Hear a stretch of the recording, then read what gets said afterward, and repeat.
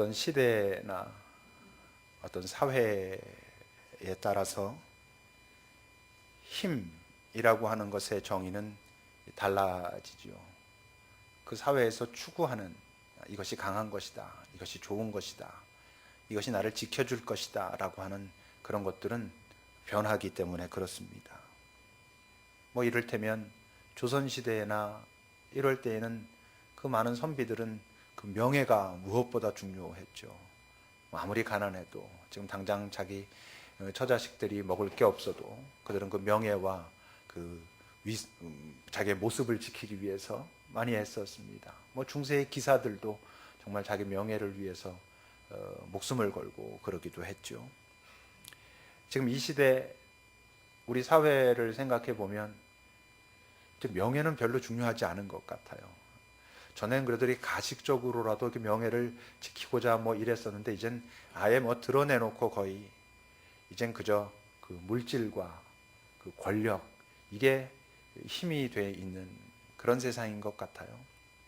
뭐 나라로 말해도 그 나라가 정말 선한 나라냐, 바른 것을 추구하냐 뭐 이런 것보다 그 나라의 그 경제력이 얼마나 큰지, 군사력이 얼마나 큰지 이런 것이 뭐 힘이고, 우리도 이렇게 느낄 땐 이제 그게 바로 힘이라고 느껴지는, 힘의 정의로 느껴지는 그런 세상에 살고 있습니다.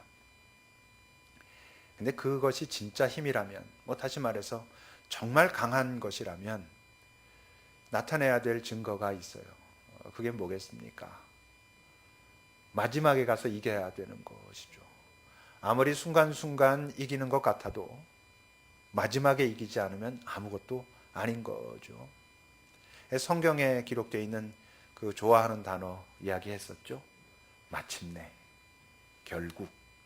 성경에서 그런 단어가 나오고 나면 그 다음에 나오는 단어는 하나님의 영광이 드러나사, 뭐 하나님의 능력이 나타나사, 뭐 이래가지고 결국 정말 승리하였더라. 그리고 결국 마침내라고 하는 것은 마지막에 승리했다. 이런 이야기가 되는 거죠.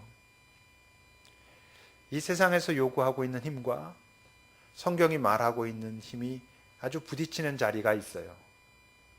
그게 뭐냐 하면 이 세상이 요구하고 있는 힘은 어떤 것을 요구하냐면 가시적인 걸 요구하죠. 눈에 보여야 되는 거예요. 이게 정말 강하다라는 것을 나타낼 수 있는. 뭐 그래서 물질, 권력 이런 것들이 힘으로 받아들여지는 것이죠. 왜냐하면 그건 가시적이거든요. 또 즉각적이냐 하는 것이죠.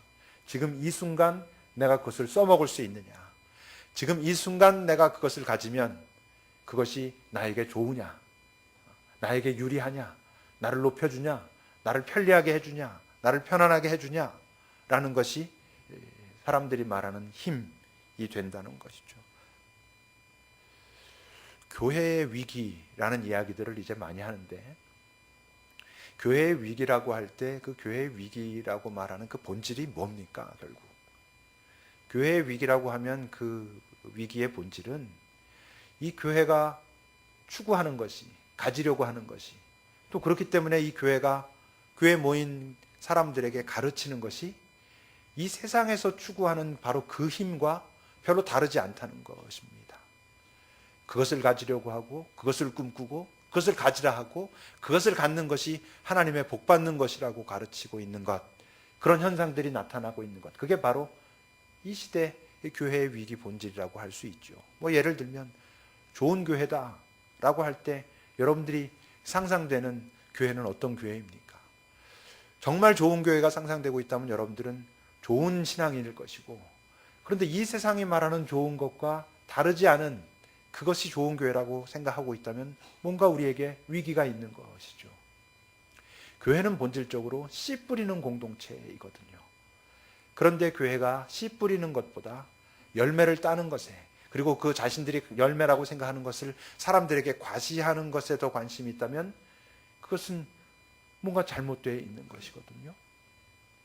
여러분들에게 있어서 성공한 그리스도인이란 어떤 모습으로 느껴지고 있습니까? 뭐 대표적으로 그 많이 이슈가 되곤 하는 얘기가 그 고지론이라는 것입니다. 고지론이란 높은 것을 정복하자는 것이죠. 우리 예수 믿는 자들도 이 사회 각처에서 높은 자리를 올라가야 된다는 거예요. 뭐 단순히 뭐 어떤 지위만 높은 게 아니라 하여튼 어떤 능력이건 무엇이건 다 높은 곳으로 올라가 가지고 거기서 선한 하나님의 능력을 보여야 한다. 뭐 매우 일리도 있고 많은 사람들에게 도전도 되고 나도 그렇게 하고 싶다라고 하는 마음을 일으키는 이론이죠. 그것을 강조하는 목사님들도 많고 그것을 강조해서 실제로 많은 사람들이 모이고 그런 어떤 것들을 간증하고 이러는 교회들도 실제로 있습니다. 근데 그게 정말 하나님께서 바라시는 그 모습일까? 거기에 이제 반해서 또 어떤 사람들은 뭐 미답지론이란 얘기를 하기도 합니다. 미답지론이란 사람들이 가지 않는 곳, 사람들이 보려고 하지 않는 곳, 감당하지 않으려고 하는 그곳에 가가지고 주님의 마음을 품고 감당하는 것, 뭐 이런 이야기를 하고, 뭐 아주 고지론과 정반대로 저지론을 얘기하기도 하죠. 낮은 곳으로 내려가야 된다. 뭐 그 말을 하는 모든 사람들이 나름대로 근거를 가지고 뭐 이야기를 하고 있을 것입니다만 그 안엔 교묘하게 어쩌면 말하는 자신도 다 보지 못하고 있는 숨겨진 어떤 것들이 이를테면 고지론 같은 곳에는 충분히 숨어 있을 수 있죠. 물론 저지론, 뭐 미답지론 이런 곳에도 알지 못하는 겸손을 가장한 교만이 숨겨져 있을 수 있고 낮아지고자 하는 곳에서 나타나는 실제로 내가 이런 존재인데 낮아져 라고 하는 것을 보이고 싶은 마음들도 숨겨져 있을 수 있지만 잘 찾지 않으면 실제로 이 세상이 말하는 것과 크게 다르지 않은 다만 이 세상에서 원하는 그것을 우리는 이제 하나님의 능력을 빌어서 하겠다라고 하는 곳에 빠져 들어갈 수 있다는 것이죠.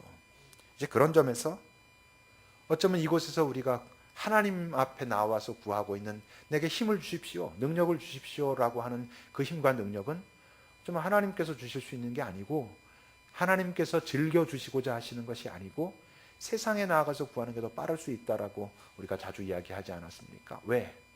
그 힘을 구하고 있는 동기가 만약 내가 지배하고 조정하고 그래서 결국 내가 높아지겠다라고 하는 그 욕망으로부터 나오는 그래서 구하는 힘이라고 한다면 그것은 하나님께서 주시는 것이 아니죠. 실제로 여러분 사단이 예수를 시험할 때 주겠다고 한 그 힘이 이 세상이 가지고 있는 힘이거든요. 내 이 세상 모든 권력을 너에게 주겠다. 그러면 네가 지금 꿈꾸는 그 일을 훨씬 더 쉽게 할 수 있지 않겠느냐라고 유혹했고 자칫 고지론 같은 그 이론들은 어떻게 이야기를 하든 그 부분들을 놓치고 갈 사실은 그것과 크게 다르지 않은 것인데 마치 크게 다른 것인 양 착각할 수 있는 그런 위험성들이 있다는 것이죠. 오늘 본문을 보면 사람들이 전부 예수를 비난하고 조롱하고 희롱하고 비웃고 그렇습니다. 여러분 오늘 본문 35절을 보면 백성은 서서 구경하는데 관리들은 예수를 보고 비웃습니다. 36절을 보면 군인들도 예수를 희롱합니다. 39절에 보면 하다못해 지금 당장 죽을 운명에 놓여 있는 그 강도까지도 달린 행악자 중 하나는 예수를 비방합니다. 그러니까 거기는 지금 모든 사람들이 예수를 비웃고 희롱하고 비방합니다. 여러분 왜 지금 예수를 그렇게 비웃고 조롱하고 비방합니까? 그 예수에게서 자신들이 구하고 있는 힘을 발견할 수가 없거든요. 얼마 전까지만 해도 꽤 그가 인기가 있었던 이유는 얼마 전까지만 해도 그에게 자신들이 구하고 있는 힘이 있다라고 보여졌었거든요. 줄 것 같았었거든요. 그런 증거를 좀 보기도 했었거든요. 근데 지금 보니까 그런 힘이 없는 것이죠. 그들이 지금 모두 다 비웃고 조롱하고 비방하면서 하고 있는 얘기가 뭡니까? 너 자신을 구원해 보라는 거예요. 그 십자가에서 내려와 보라는 거예요. 그게 무슨 뜻입니까? 네가 너 자신을 높여봐. 네가 너를 보일 수 있는 힘을 한번 우리에게 보여줘봐. 그럼 우리가 믿을게. 지금 이렇게 말하고 있는 거거든요. 그러니까 실제로 여기 있는 모든 사람들은 지금 구원이라는 것 자체의 의미를 모르는 거예요. 이들이 말하는 구원은 내 상태가 나아지는 것, 내가 남들보다 더 힘 있는 존재라고, 이 세상에 말하는 힘 있는 존재라고 보여줄 수 있는 것, 그것을 구원이라고 말하는 거예요. 나를 구원하소서. 그러면 내 이 상태를 변화시켜 주소서. 남들보다 좀 더 좋은 모습, 좀 더 잘난 모습으로 바꿔주소서. 이것을 나를 구원한다라고 착각하고 있어요. 근데 우리는 알죠. 예수님에게는 분명히 그들이 요구하는 힘도 보여주실 수 있고 나타내 보이실 수 있는 분이거든요. 아까도 말한 것처럼 초기에는, 그분의 사역 초기에는 분명히 보여주셨거든요. 사람들이 배고프다 하면 물고기 2마리, 빵 5개 가지고 그들 5,000명 이상을 먹이셨거든요. 아픈 자가 오면 그를 고쳐주셨거든요. 죽은 자까지 살려내셨거든요. 풍랑이 있는 바다에서 그 풍랑을 잠잠케 하는, 다시 말하면 이 세상에 있는 모든 사람들이 가지고 싶어하는, 그래서 추구하는 그 힘을 보여주셨었거든요. 근데 지금 왜 이 절정의 자리에서 보이시지 않을까? 이 절정의 자리에서 보여주시면 정말 이제 그야말로 역전인데 왜 안 보여주실까요? 지금까지는 보여주기도 하셨지만 그 보여주신 것조차도 목적은 그것 자체가 아니었었거든요. 그걸 보여주셨지만 그것을 보고 놀라는 그들을 향해서 이걸 보고 놀라지 마라. 내가 너희에게 정말 주려고 하는 본질적인 구원이 있어. 너희들이 정말로 잘 사는, 정말로 영원토록 잘 살 수 있는 그 어떤 것이 있어. 그것을 보여주고 싶어 하셨거든요. 근데 그것을 그들에게 주려면 지금까지 당신이 행하셨던 방법과는 다른 방법이어야 했었거든요. 이 세상이 말하는 그 힘으로 구원된 세상, 그들이 바라는 방식으로 구원된 세상은 그 이전에 그들이 눌려있던 세상과 전혀 다르지 않으니까, 눌려있는 주체가 변할지는 모르고 지배하는 주체가 변할지는 모르지만 이 세상의 질서 자체가 하나도 변하는 것이 아니니까 그런 방법으로 주님은 구원하기를 원치 않으셨거든요. 오늘 나타나 있는 예수를 비방하고 조롱하고 또 비웃는 그런 사람들을 성경은 크게 2개의 모습으로 나누어 놓고 있어요.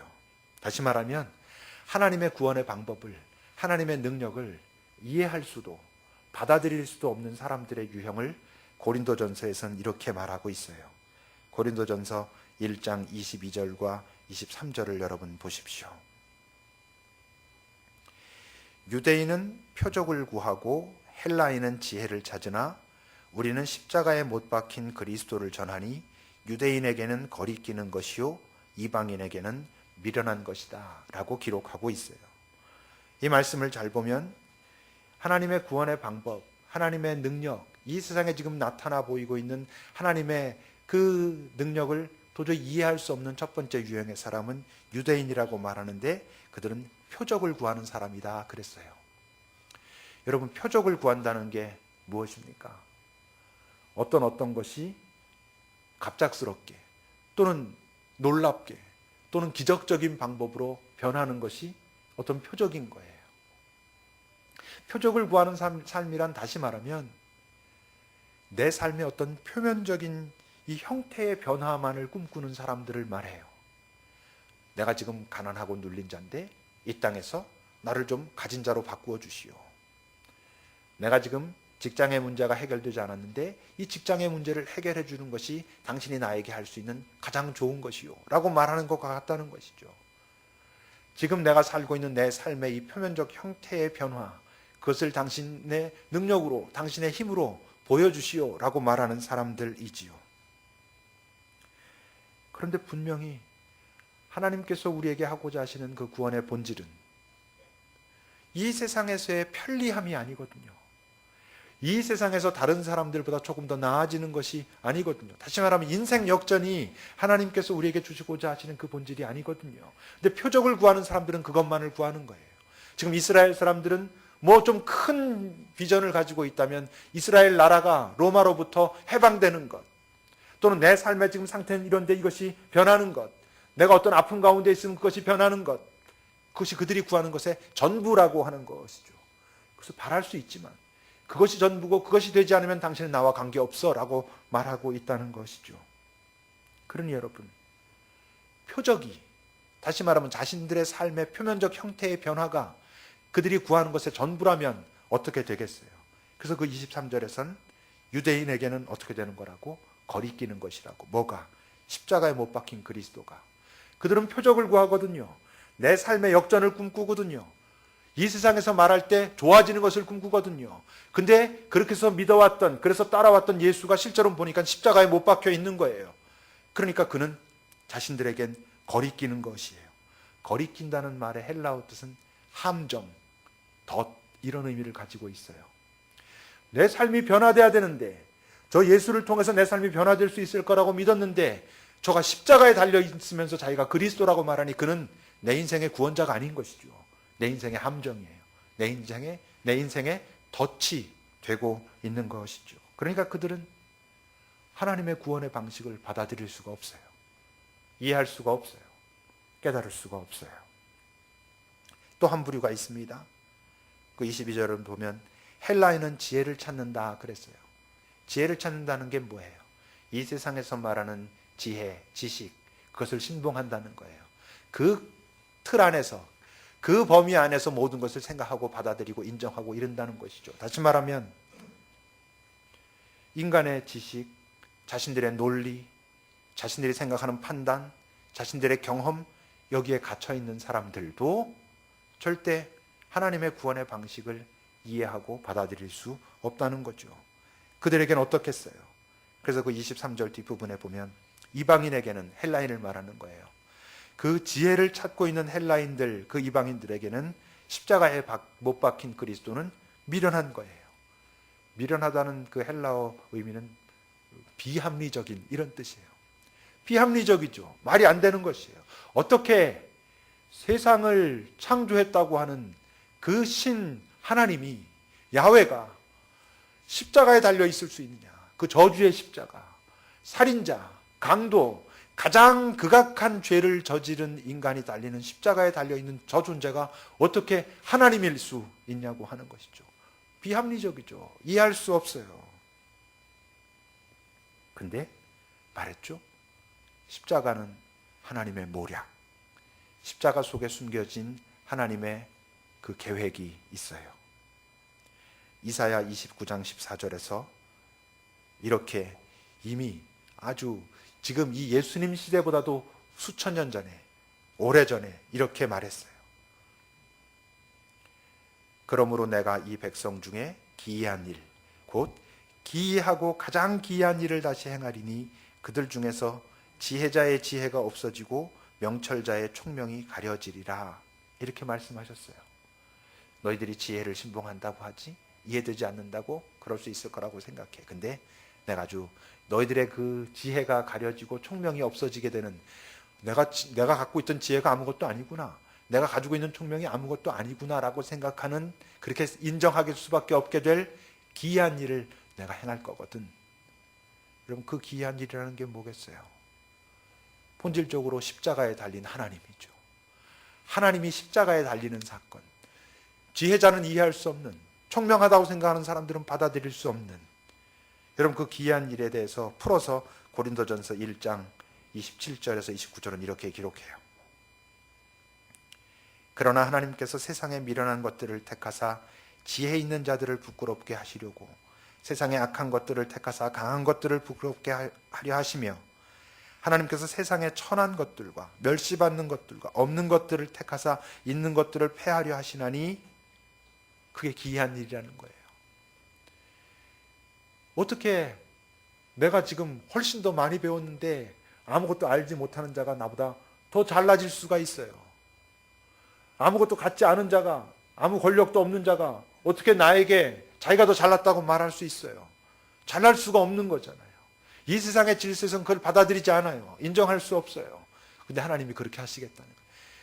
잘났다고 하는 자들, 많이 배웠다고 하는 자들, 권력이 있다고 하는 자들, 그러면서 그것이 가지고 있는 것이 문제가 아니라 그것 때문에 자기가 잘난 존재라고, 나 혼자 할 수 있다라고 믿는 그 자들을 하나님께서 무너뜨리시겠다는 거예요.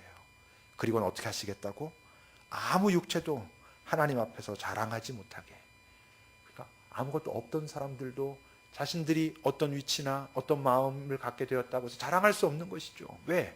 내가 한 게 아니라는 걸 알게 되니까. 그 비밀이 거기에 숨겨져 있었어요. 그러니까 어떻겠어요, 여러분? 인간의 지식, 자기의 경험, 자기의 판단, 자기가 갖고 있는 어떤 그 사고의 체계, 그런 것을 가지고 하나님의 사건을 아무리 바라봐도 하나님의 계획을 알 수 없어요. 하나님의 방법을 이해할 수 없어요. 그러니까 하나님을 만날 수가 없어요.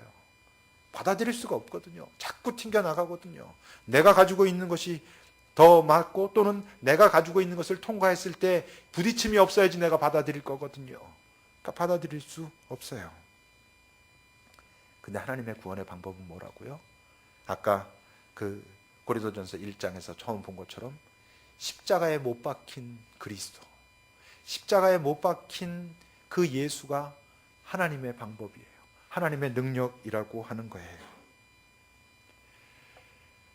당신은 사랑받기 위해 태어난 사람이라고 하는 우리가 그 노래를 부르면서 서로를 축복하죠.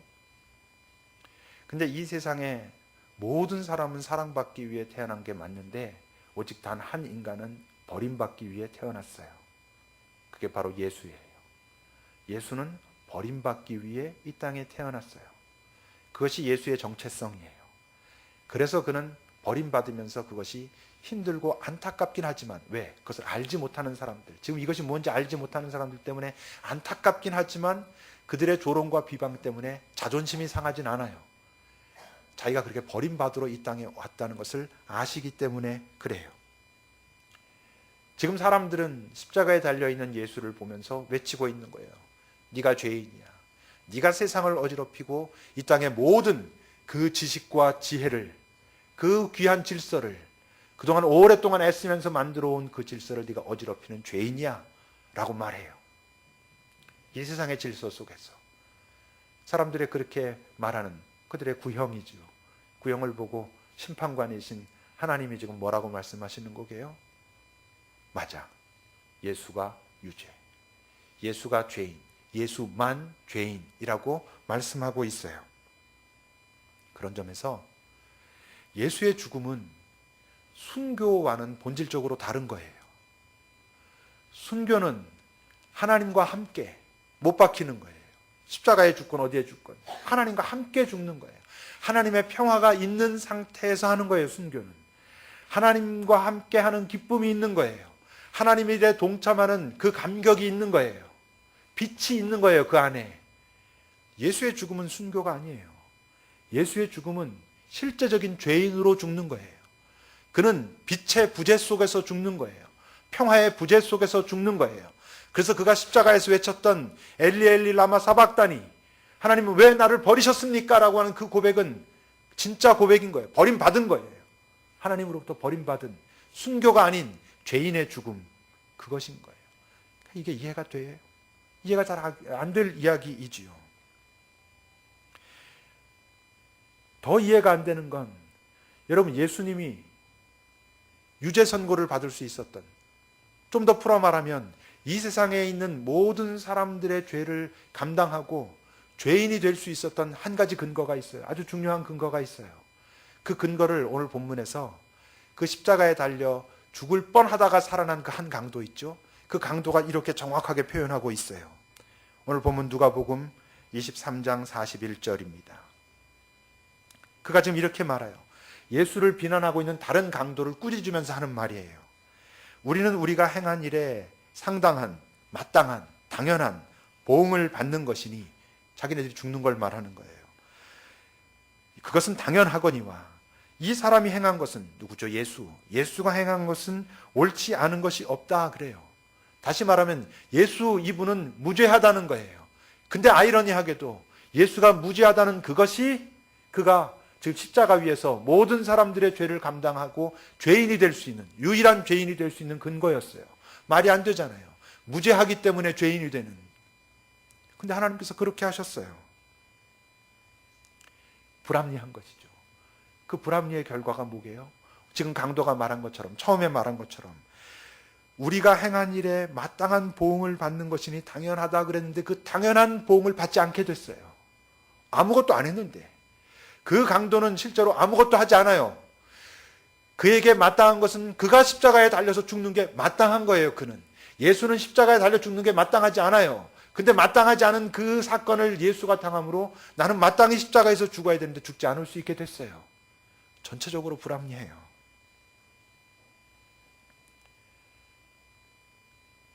말이 안 되죠. 근데 하나님께서 그러셨어요. 이미 오래전에. 말이 안 되는 건 나도 알아. 근데 너희들 안에서만 말이 안 되는 거야. 나는 돼. 이사야 55장입니다. 그럼 이사야 55장 우리가 그 주님의 약속을 이야기할 때도 자주 읽는 말씀인데 이사야 55장 8절과 9절은 이렇게 주님께서 말씀하셨어요. 내 생각이 너희의 생각과 다르다.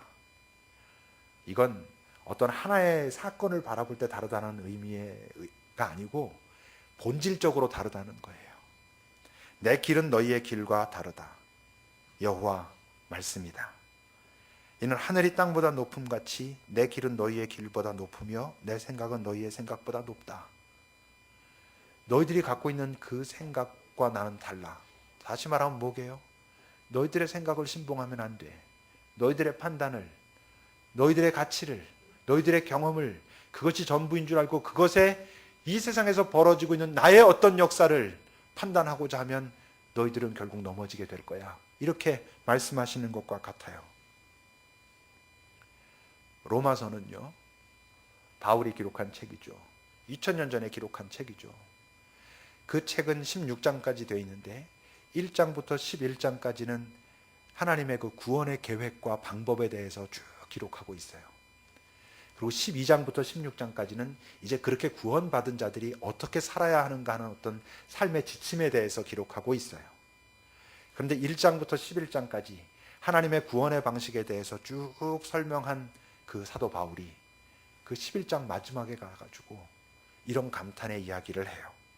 로마서 11장 33절입니다. 그 모든 하나님의 구원의 그 방식과 그분의 경륜에 대해서 이야기하고 난 후에 깊도다. 하나님의 지혜와 지식의 풍성함이요. 그의 판단은 헤아리지 못할 것이며 그의 길은 찾지 못할 것이로다. 라고 그가 감탄하는 거예요. 바로 이사야 55장에서 주님이 내 길은 너희의 길과 다르다. 너희들이 생각할 땐 이렇게 가야 된다고 생각하지만 나는 그렇게 가지 않아. 왜? 너희들이 생각하고 있는 그것이 얼마나 교만으로부터 시작된 것인지, 너희의 이기심으로부터 시작된 것인지, 너희의 것을 지키겠노라고 움켜쥐겠노라고 시작된 것인지 내가 알기 때문에 그 길로 가지 않아. 전혀 너희들이 생각하지 못한 그 길로 가므로 너희들이 가지고 있는 그 교만과 거짓과 위선을 내가 드러낼 거야. 근데 그걸 바울 사도가 안 거예요. 놀라는 것이죠. 이걸 또 누가 알 수 있겠느냐. 하나님의 은혜가 아니고서는 어떻게 이것을 깨달을 수 있겠느냐라고 감동해요. 감탄하고 있는 것이죠. 그러니까 여러분, 예수가 죄인이 맞아요. 우리는 그것이 이해되지 않을 수 있지만 우리는 하도 오랫동안 들어가지고 그래 예수가 뭐 십자가에서 달려서 죽었지 그런 단순한 이야기가 아닌 것이죠. 예수가 죄인 맞아요. 그가 죄인이어서 우리가 안 죄인 됐어요. 우리가 의인이 됐어요. 다 불합리하죠. 근데 여러분, 여기에서부터 시작돼야 돼요. 이 땅에서 살아가는 우리의 삶의 풍요로움을 위해서도, 내 삶의 지금 아픔과 고난을 해결하는 그 유일한 통로도 당신밖에 없습니다라는 기도를 하기 위해서도 바로 지금 사도 바울이 고백하고 있는 여기로부터 시작해야만 다른 것들이 바른 질서 속에서 이루어져요. 그런데 그 하나님의 구원의 본질에 대한 관심은 다 버려둔 채로 여러분들의 삶에서 표적만을 구하고 있다면, 여러분들이 지식만을 찾고 있다면 여러분들은 결코 이 경륜의 하나님을 만날 수 없어요. 이 경륜의 하나님을 만나지 못하면 지금 여러분들이 구하는 것이 어쩌다 잠시 될지라도 그것은 결코 여러분들을 진짜로 만족시킬 수 없어요. 끊임없이 공허할 거예요. 끊임없이 또 다른 것 그럴 거예요. 그러다 보면 여러분은 알게 될 거예요. 아, 내가 지금 구하고 있는 것이, 내가 따라가고 있는 것이, 내가 하나님께 구하고 있고 하나님을 따라가고 있는 줄 알았는데 아니었구나. 내가 사단에게 구하고 있었구나. 사단을 따라가고 있었구나. 그렇게 속는 것이죠. 여러분, 이 사순절 기간 다시 한번 분명히 해야 돼요. 내가 구해야 할 첫 번째 것이 무엇인지, 내가 지금 구하고 있는 것은 정말로 헬라인이 그랬듯이 유대인이 그랬듯이 지혜만 구하고 표적만 구하고 있는 것은 아닌지, 그 모든 것을 가능케 하신 내 주 예수 그리스도, 십자가에 달린 예수 그리스도를 내 마음에 품고 있는지 확인해야 되는 거예요. 우리 기도합시다. 십자가에 달린 그리스도, 하나님이 십자가에 달리신 사건, 여러분 그것을 내 마음에서 깊이 받아들여야 해요. 그리고 그것으로부터 시작되는 이 땅의 내 삶을 바라보아야 우리의 삶에 참다운 능력이 드러나기 시작하는 것이죠. 여러분, 십자가에 달린 그리스도를 우리 좀 바라봅시다.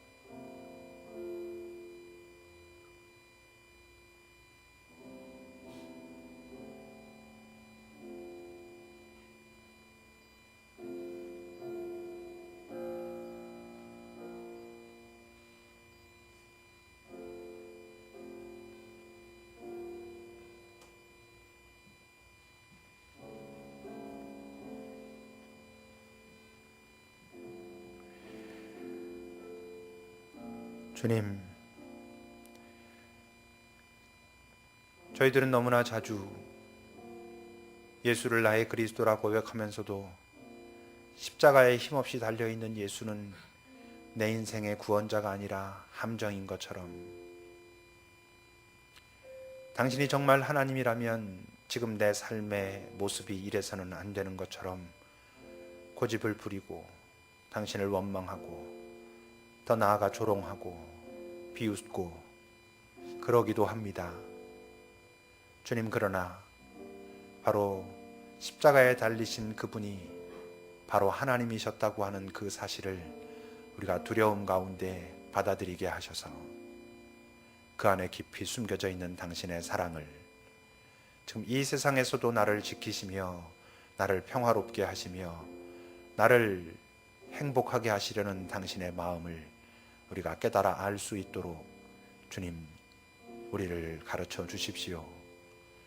이 사순절을 지내며 내가 아무리 억울해도 그분이 정말 하나님이시라면 인간의 모습으로 이 땅에 와서 가장 낮고 천한 모습으로 사람들에게 침뱉음을 당하고 조롱당하고 뺨을 맞으며 십자가에 달리신 것만큼 억울하지는 않을 거라고 하는, 그리고 거기로부터 시작해서 예수에 대한 사랑이 내 안에서 풍성해지도록 지금의 나를 주님께서 보고 계시다고 하는 그것을 우리가 깨달아 알 수 있도록, 주님은 결코 나를 억울한 인생으로 끝나게 하시지 않을 거라는 것을 믿을 수 있도록 주님, 우리를 지켜주십시오. 예수님의 이름으로 기도합니다. 아멘.